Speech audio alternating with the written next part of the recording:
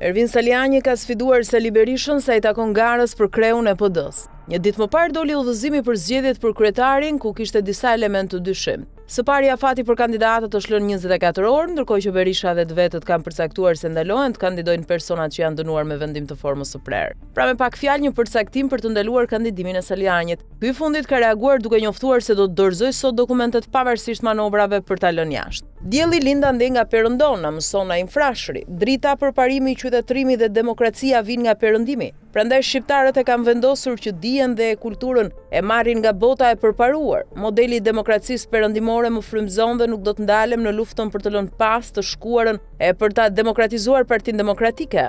Ironi e fortë, në ditën kur shpallet uzurpimi dhe shkallëmimi i rregullave demokratike, ndodhem aty ku lindi Magna Carta, në tempull të demokracisë. Pavarësisht farsës, sot do depozitoj kërkesën për të kandiduar për kryetar të Partisë Demokratike të Shqipërisë, shkruan Saliani. Po ashtu ai ka reaguar edhe më herët duke deklaruar se Sali Berisha ka frikë nga gara e vërtet. Do të depozitoj gjithçka është kërkuar, pavarësisht se është qartësisht farsë, një dokument që publikohet vetëm disa orë pas mbylljes së afatit, pa lista zgjedhore, pa kod barabartë e të tjerë. Ky është uzurpim përmes farsës, por qartësisht edhe frikë e Sali Berishës për të përballur, tha mes të tjera Saliani. Më tej ky i fundit theksoi se nëse dokumentacioni i tij për të kandiduar për kryetar të Partisë Demokratike nuk do të pranohet, ai nuk do ta njohë procesin, pasi sipas tij është uzurpimi postit të kryetarit demokrat. Më herët, Partia Demokratike paralajmëroi ndalimin e Salianit për të kandiduar me justifikimin se është vetë përjashtuar, por pas njoftimit misioni i tyre është arritur. Kriteret për kandidatët për kryetar të PD-s janë: 1. Antar i Partisë Demokratike, figurë me profil shumë të lartë publik dhe politik, me angazhim politik dhe elektoral,